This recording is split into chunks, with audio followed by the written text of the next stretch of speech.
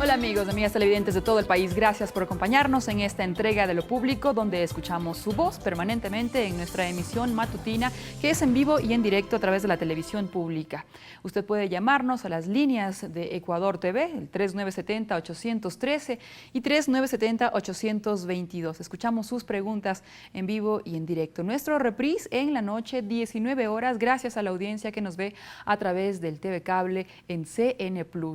Hoy un tema de mucho interés solicitado por varias cartas a lopublico@ecuadortv.es, el tema de la hiperactividad, el déficit de atención y lo que regularmente se confunde con este tipo de conceptos. Así que aquí iniciamos.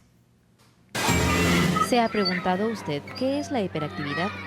La dificultad principal sería como para estar en el centro y normalmente se va a evidenciar en movimientos, en actividades que lo sacan de aquí y lo tienen como en la periferia, ¿sí?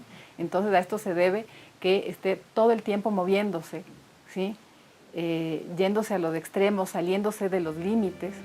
Este síndrome se evidencia principalmente en los infantes y puede tener varias raíces. Es por ello que solo expertos médicos pueden determinar si existe o no hiperactividad en un niño. El momento del nacimiento debemos tomar en cuenta si el niño no tuvo un trabajo de parto prolongado. Se deben hacer unas revisiones otoacústicas del momento en que el niño sale de la maternidad para saber si el niño escucha o no, si es que el niño ve, porque muchos problemas que se están catalogando falsamente como hiperactividad o déficit de atención es porque no hemos prestado atención a estos factores que son importantes. Las manifestaciones de la hiperactividad son diversas y pueden causar varias complicaciones. El hecho de que un niño no pueda mantener la atención no significa que no puede comprender. ¿Cómo el padre puede esto darse cuenta en la casa? Cuando tiene un niño que no mide peligros, un niño que no puede autocontrolarse, un niño que tiene dificultades para centrar su concentración en, por ejemplo, hacer una actividad académica. Pero los caminos para ayudar a los niños hiperactivos también son amplios. El trabajo en la escuela es importante. Cuando un niño es netamente incontrolable, sería aconsejable trabajar con lo que es la terapia farmacológica para que el niño incluso se pueda beneficiar de lo que es la terapia. La atención es un proceso cognitivo que mediante un entrenamiento y diversas actividades y estrategias podemos madurarlo.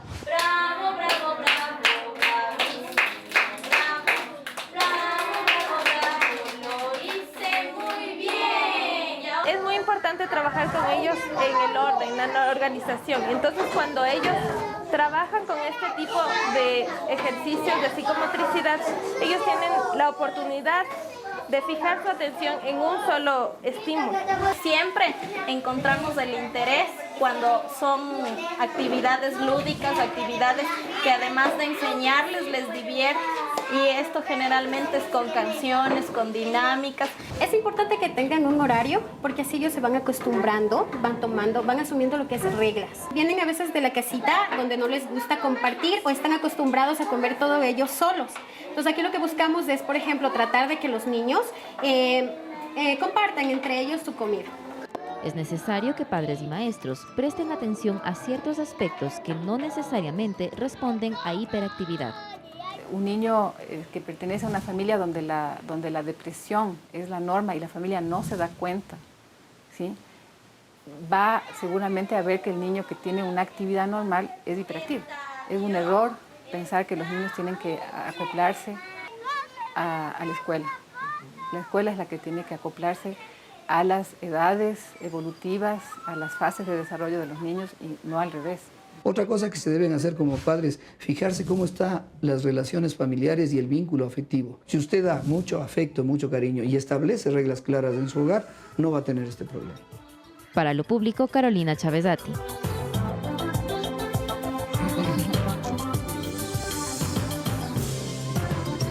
Bien, muchísimas gracias a Carolina. Le invitamos ya a que desde el primer bloque hagas las llamadas telefónicas, porque de lo contrario se nos queda, pues, con la posibilidad de participar en el programa. Normalmente nos llaman desde el segundo bloque y luego, ¿por qué no salía al aire? Hágalo desde el primer bloque, 3970-813 y 3970-822. Les presento a nuestros invitados el día de hoy. Rubén Martínez, psicomotricista. Bueno, él también hace cine, pero hoy estará con nosotros como experto en esta materia, en la psicomotricidad, ¿verdad?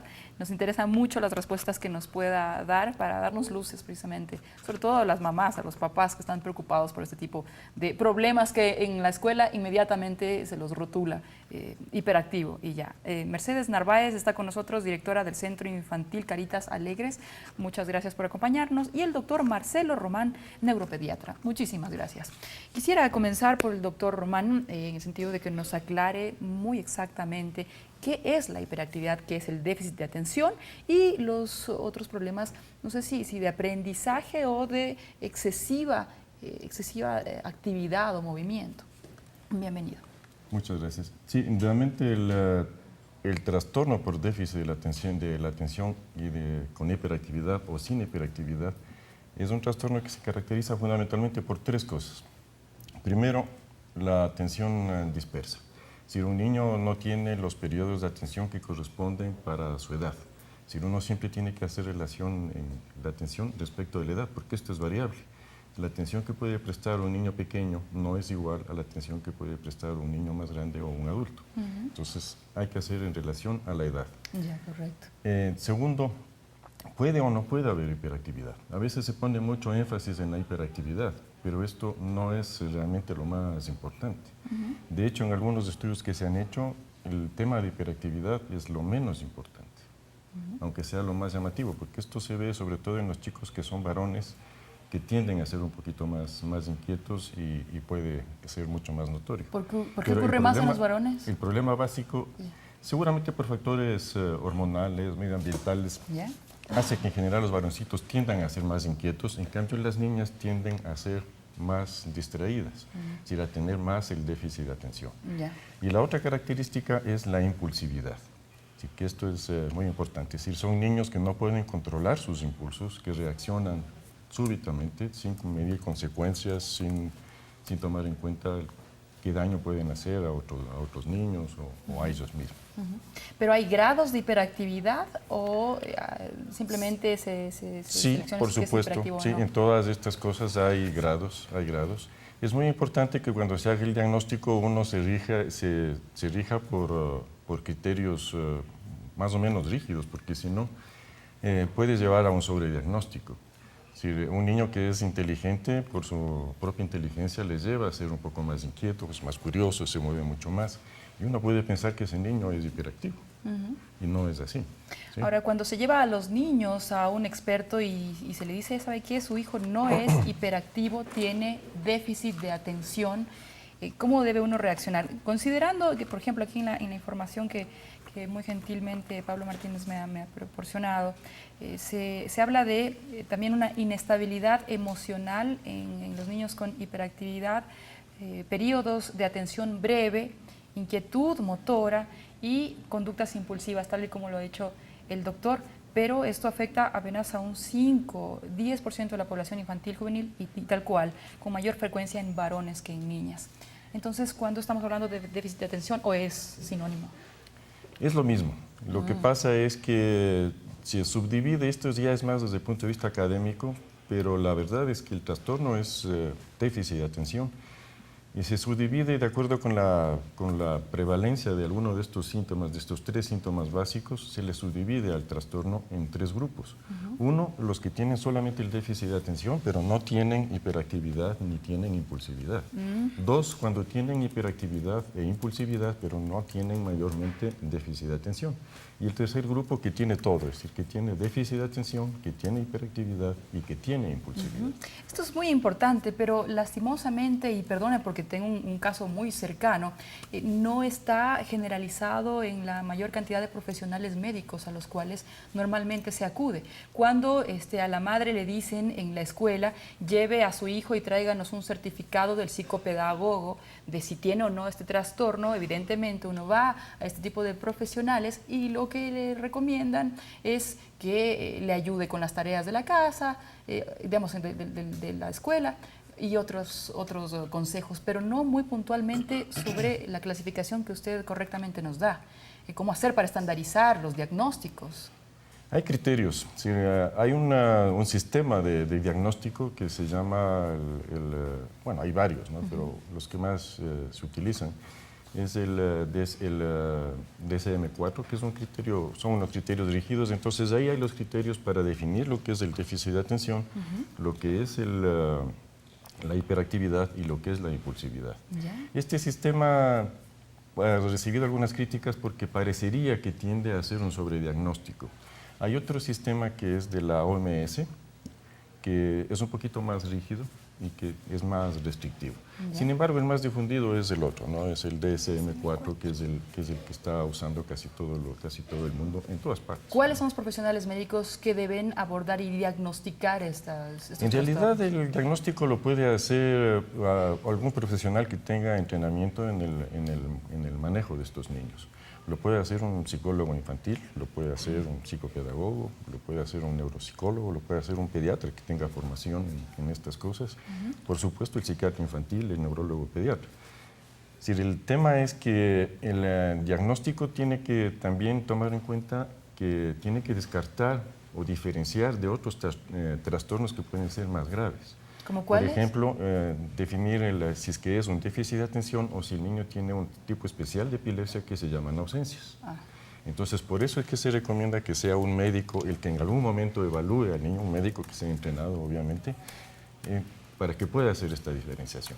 Muy bien. Pienso que deben tener muchas preguntas ustedes como mamitas o como padres. Llámenos al 3970-813 y 3970-822 si se ha topado también con esta realidad de que no sabe qué hacer con su niño o niña en la escuela, cuando le están comentando de que no lo pueden controlar a su pequeño, que no hace las tareas, que no hace caso, que está distrayendo a sus compañeritos. En fin, llámenos entonces y comparta su experiencia con nosotros, pero sobre todo sus inquietudes, porque ahora los expertos están acá para responderlas.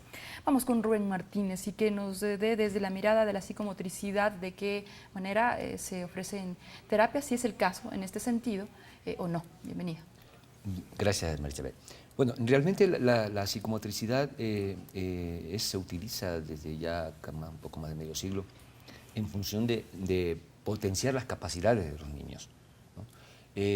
Tiene un carácter terapéutico que ha sido sustentado por neurólogos, por pedagogos infantiles, etc. Víctor da Fonseca, por ejemplo, tiene estudios muy profundos sobre el carácter terapéutico de la psicomotricidad. Es decir, por lo tanto, no necesariamente, en mi caso, por ejemplo, yo soy cineasta, como tú sabes, pero me especialicé en cine infantil, en producción de cine infantil. La mayoría de mi producción, la más importante producción mía es en ese sentido, y estoy involucrado con los niños desde el año 74 prácticamente. Pero en los últimos 15 años, por asistir a un curso de estimulación prenatal con mi último hijo, me enteré de la maravilla de del recurso, de lo maravilloso del recurso y cómo podía incidir en el desarrollo de mi hijo. Pero al llegar a la escuela, digamos, cerca de los 2 años, cuando yo había hecho entonces estimulación prenatal, digamos prenatal, estimulación temprana avanzada, al llegar a la escuela me di cuenta que la propuesta que se daba en los centros infantiles era muy débil. Es decir, encontré que había un gran vacío entre la teoría psicomotricista, que había tenido un gran desarrollo en las últimas décadas, y la práctica psicomotricista. No era que me involucré... ¿En el país? En el país, en el mundo realmente. O sea, en el mundo en sí. la psicomotricidad hasta hace poco fue ejercida por artistas. Entonces, los bailarines orientaron la práctica psicomotricista a partir de lo que se llama la introducción al movimiento, las bases del ballet y de la danza en general, ¿verdad? Los actores a partir de las técnicas teatrales, los músicos a partir de la música. Entonces tú tienes psicomotricistas muy destacados, pero cada uno segmentado. Lo que dice la psicomotricista contemporánea es que todo tiene que ser unificado. Entonces yo lo que he hecho es eso, crear un puente y desarrollar una serie de dinámicas, de propuestas que me permiten implementar una propuesta psicomotriz. Bueno, pero vamos a aplicarlo al tema del día de hoy, Rubén, pero vamos con llamada telefónica, ¿ok? Tenemos muchísimas llamadas, muchas gracias por esta confianza en el programa. Vamos inicialmente con Nancy Piedra y luego con Rosita Beltrán. Nancy, comenzamos con usted. Sí, muy buenos días, muchas gracias por la atención. Claro. Yo tengo una hijita que es prematura, ahora tiene 5 años de edad y ella desde tempranas edades, desde el año más o menos, ella era súper inquieta. Ella no para todo el día. Tiene que estar haciendo alguna actividad y es muy inteligente, pero no acata las órdenes que le damos los padres. Entonces yo quisiera saber si eso se puede relacionar con hiperactividad o si me pudieran guiar de alguna manera para encaminar que ella acate las reglas de sus padres. Bien, Nancy, muchísimas gracias. Rosita, vamos con su inquietud. Rosita Beltrán. Sí, buenos días. Encantada. Buenos días, felicitaciones por el programa. Una preguntita al doctor. Yo tengo un nietito, yo soy proveedora de cuidado de mis nietos. Dos nietos de ya casi 7 y casi 11, doctor. Lo que pasa es que mi chiquito le gustan los juegos, ¿no? Pero es un buen estudiante, el de 7 años, es un buen estudiante y rápido hace los deberes, tiene una memoria excelente, pero le gustan los juegos, doctor. Claro que le ponemos límite aquí, máximo 2 horas a que juegue, ¿no?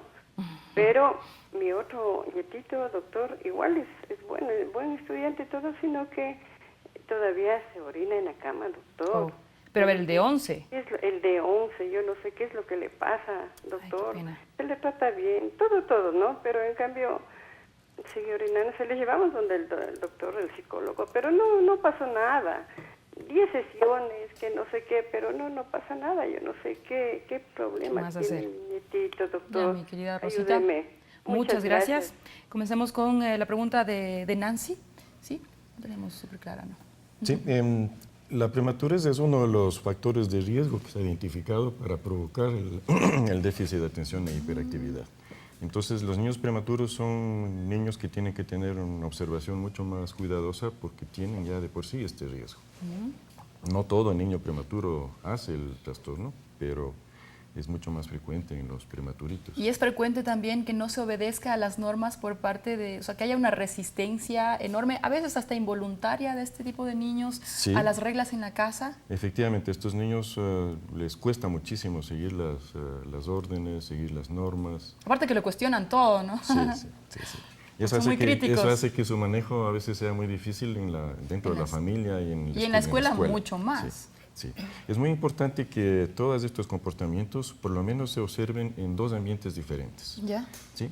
Porque muchos niños pueden ser muy inquietos en un ambiente familiar, pero en la escuela se comportan bien y no tienen ningún problema. Ese niño no tiene el trastorno. ¿Qué le recomiendas rápidamente, y damos la palabra también a nuestra invitada, qué le recomienda ambas, a la mamita y a la abuelita? Primero al de la señora con el prematurito, sí, observarle si es que estos comportamientos persisten en diferentes ambientes, en la escuelita, en la casa. Sí, ameritaría que sea evaluado. ¿Qué profesional médico? ¿Cualquiera de los Puede que ser, sí, a cualquiera de los profesionales que habíamos mencionado. Ya. Del otro niño, de la abuelita, sí, el problema de la enuresis, esto que se orina por las noches, que se llama enuresis nocturna, es un problema del desarrollo, es un problema de madurez. Y realmente, desde el punto de vista estrictamente médico, no se le considera un problema, siempre y cuando sea primario el trastorno, es decir, que nunca haya controlado la Claro, ahí no sería, ahí sería clínico, ¿no? Claro, si es que ya era un niño que ya controlaba y de pronto empieza a presentar estas cosas, sí tiene que ser evaluado cuidadosamente. ¿Psicólogo? No, tiene que ser evaluado por el neurólogo. Por el neurólogo. Claro, mire usted. cuando se presenta esto.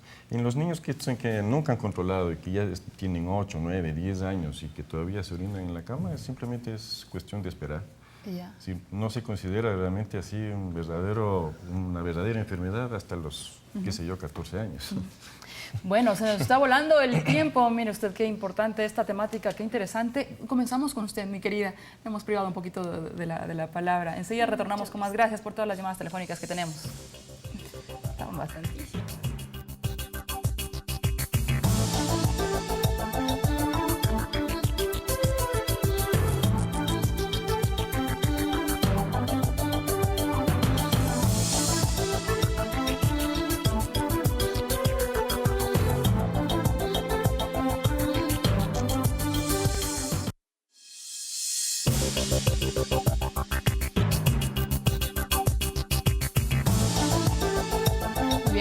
Recordamos, pueden hacer sus consultas en vivo en nuestra emisión matutina 3970-813 y 3970-822, anticipando con el 02 si llaman fuera de la provincia de Pichincha. Nos encanta cuando recibimos llamadas de todas partes de nuestro hermoso territorio ecuatoriano.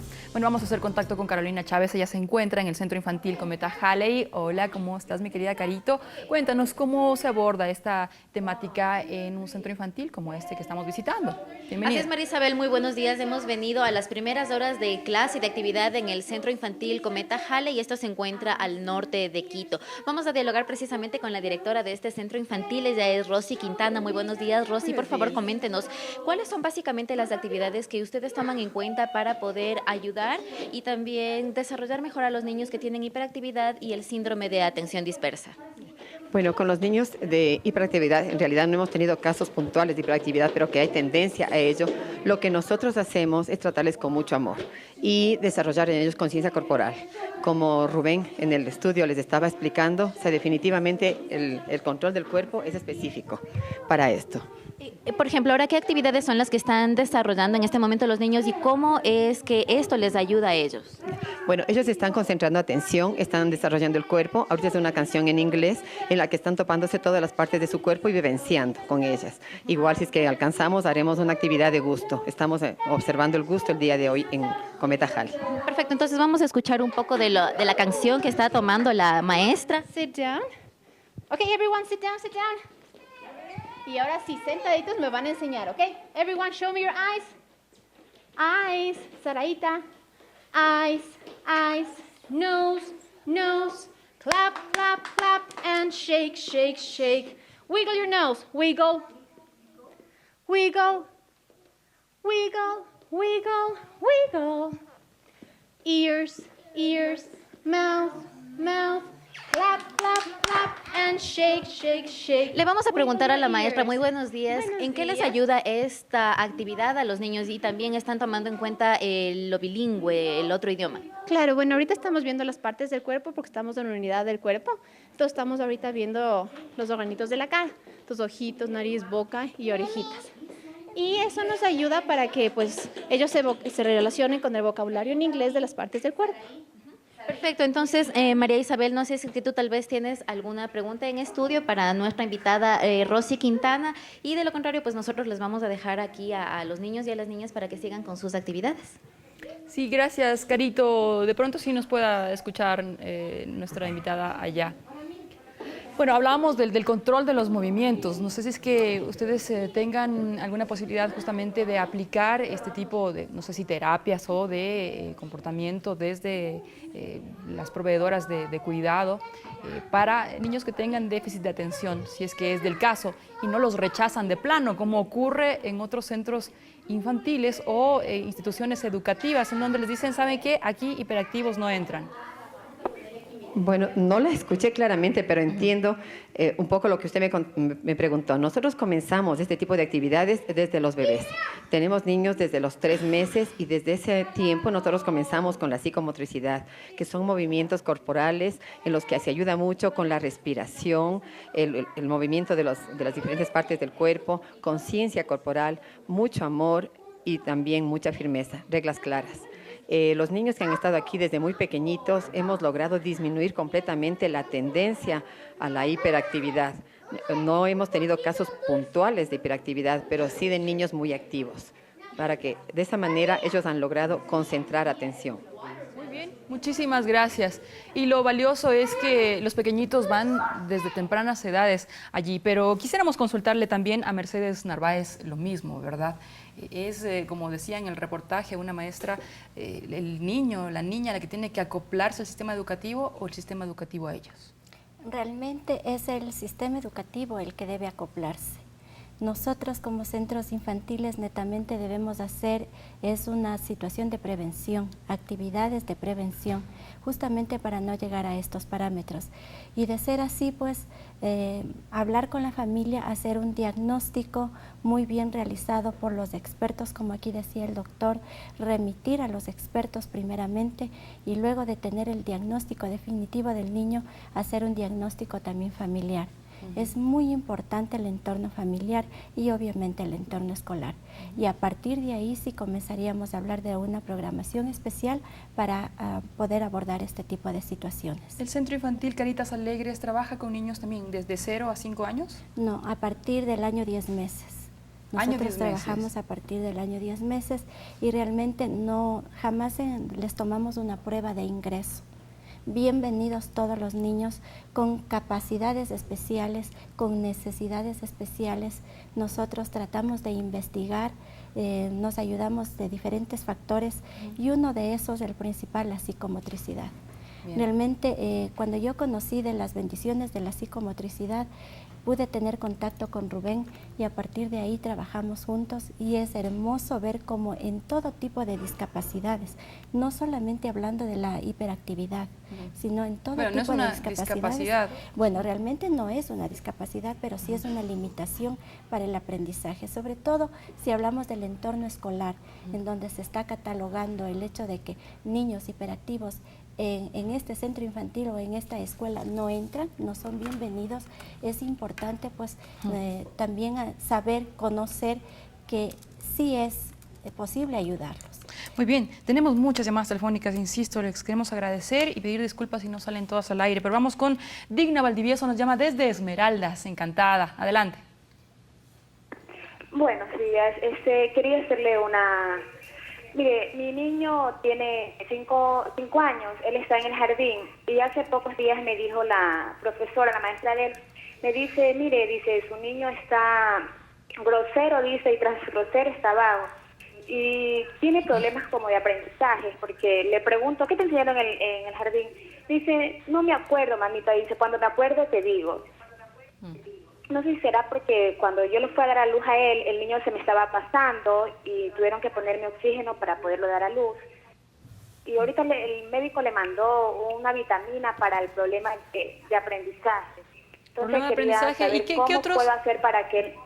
De pronto otros síntomas, tal vez impulsividad en el pequeño, o tal vez tiene excesiva actividad, o solamente le observa esto de que no se acuerda las tareas que tiene que hacer. No, o sea, no me dice que, no sé si será que, o sea, creo que él se pone a jugar mucho en el jardín porque la maestra me dice que está grosero. Ya, ajá, muchas gracias. No. Miren cómo nos topamos inmediatamente con calificativos, grosero y vago, es decir, no hay una evaluación un poco más técnica que se esperaría de una pedagoga. ¿Qué podríamos decir sobre el tema?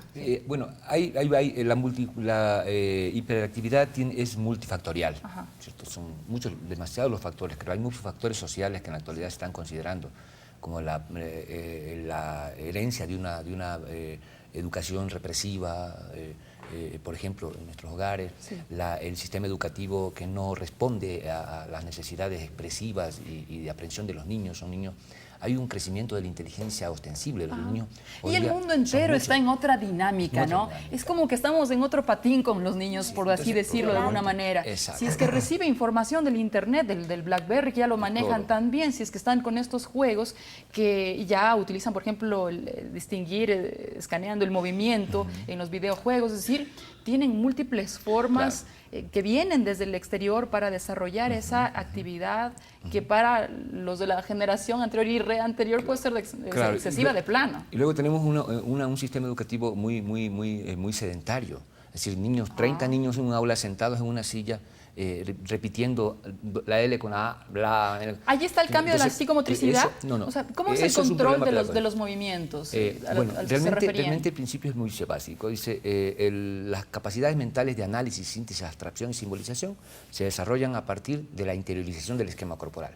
Esto es del reconocimiento e identificación de las partes del cuerpo y la utilidad que nos prestan. De manera que un niño cuando, por ejemplo, logra mover los hombros de esta manera o logra mover el pie de manera circular, tiene un control segmentado del cuerpo, establece nuevas sinapsis cerebrales que le permiten reconocerse y conocer mejor el entorno. Ahora, yo recomendaría alguna cosa muy básica.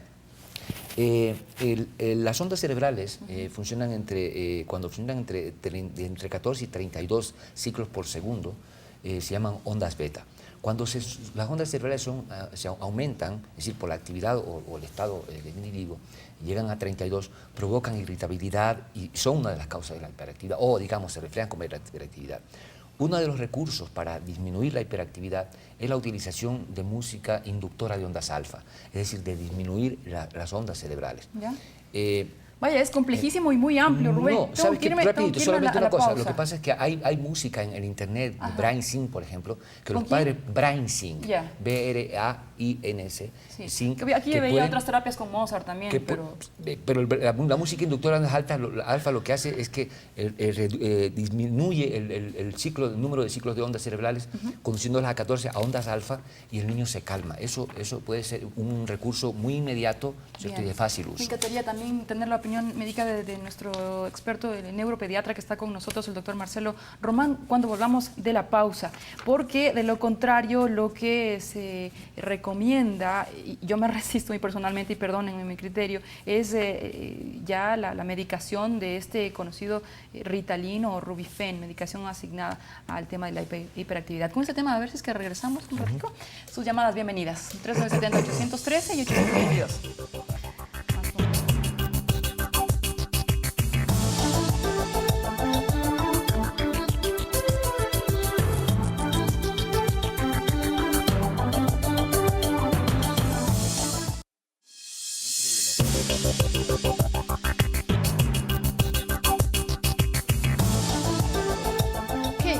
Más, ojalá ustedes estuvieran acá en el entretanto, ¿no? Entre ocurre ya el último bloque. Bueno, tenemos llamadas telefónicas y muchas cosas que decir todavía. Viviana Núñez desde Ambato, bienvenida.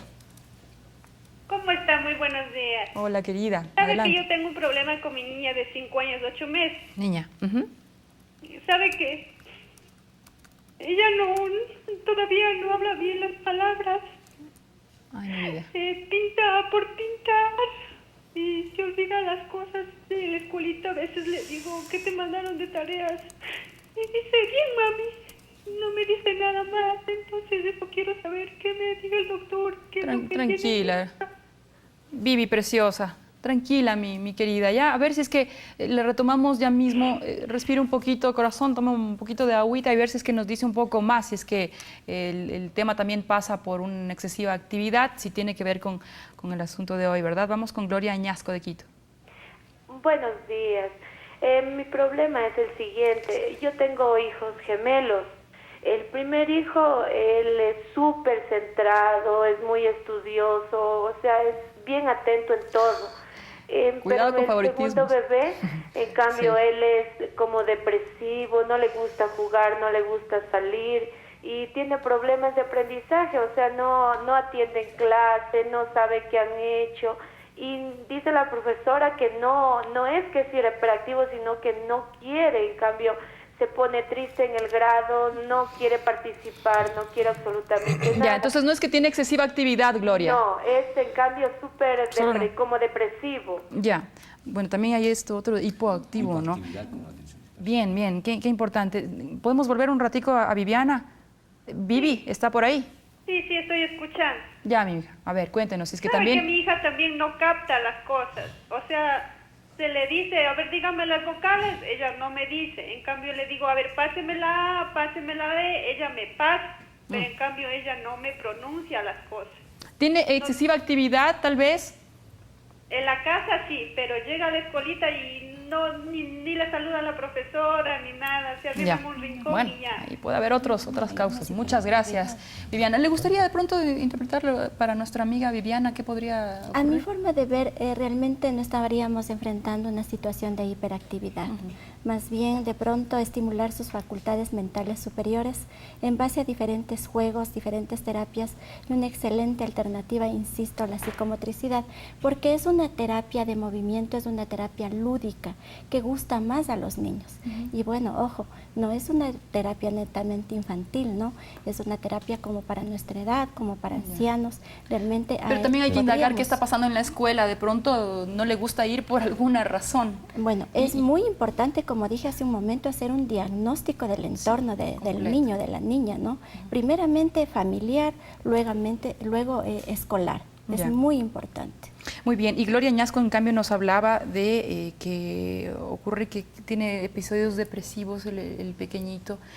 También está pasando en el mundo la hipoactividad. Una observación respecto del niño que puede tener déficit de atención y adicionalmente problemas de lenguaje.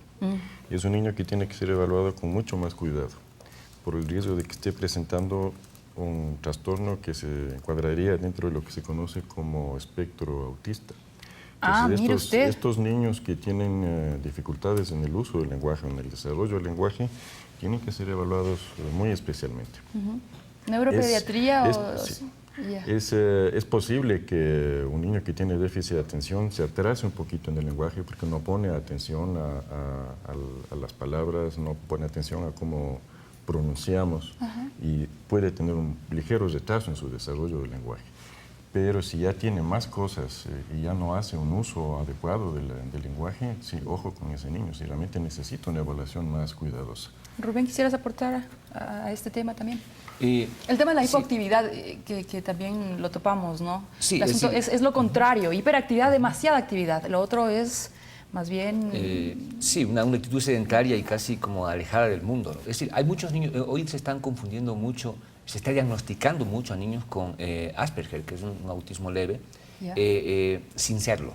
Yo me he topado con casos de niños que han sido diagnosticados con Asperger y que luego realmente no lo son, no son autistas. Y es porque se da esto de la hipoactividad con atención dispersa. Acá tenemos pocos casos, pero en Europa ya está volviéndose también común.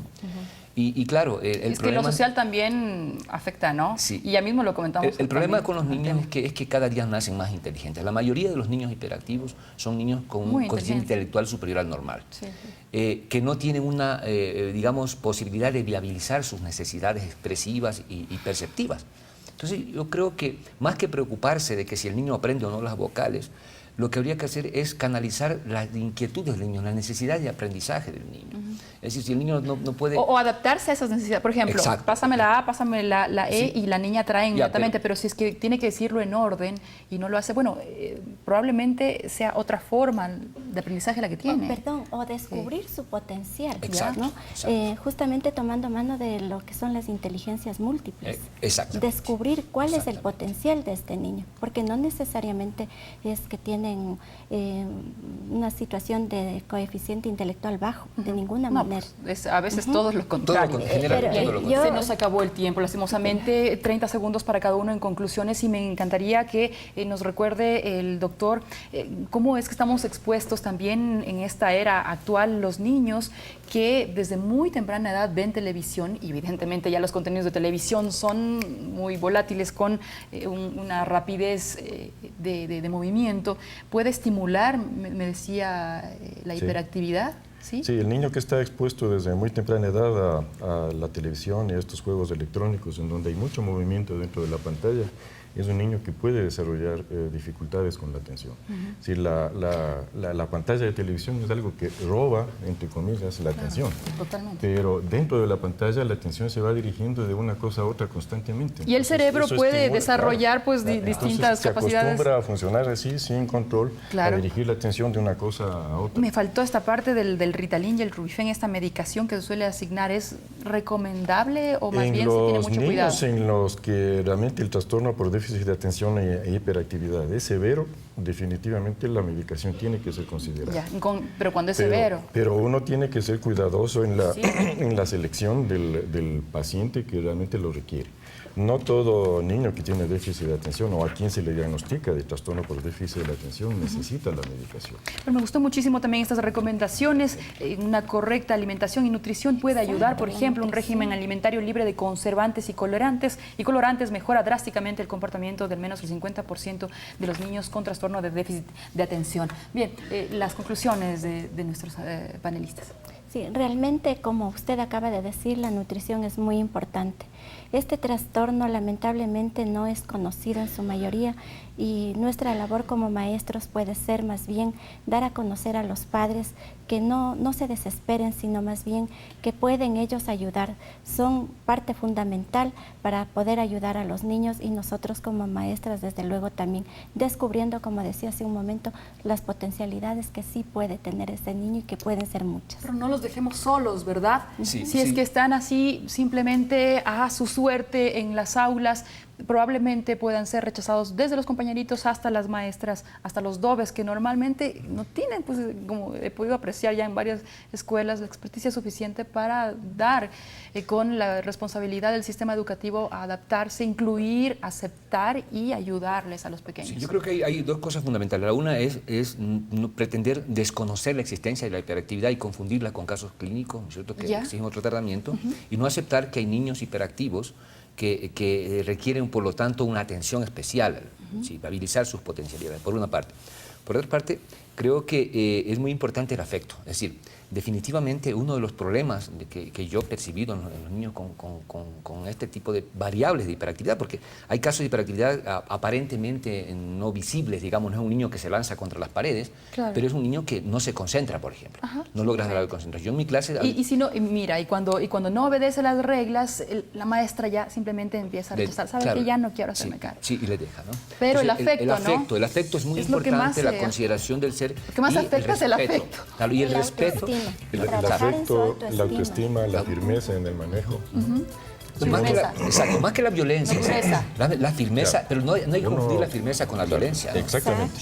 Si uno puede ser muy cariñoso, muy afectuoso, realmente amoroso con sus hijos, pero tiene con que firmeza ser y las reglas, también. ¿no? Sí, tiene que tener normas claras. Bien, muchísimas gracias por habernos dado luces en este tema. Nos quedamos comprometidos para un próximo programa porque se nos quedaron cualquier cantidad de llamadas. Muchísimas gracias por la confianza en este espacio, sobre todo en los expertos que tienen las respuestas para ustedes. Siempre las mejores preguntas vienen de nuestra ciudadanía, de nuestra televidencia. Hasta la próxima, soy María Isabel Ceballos.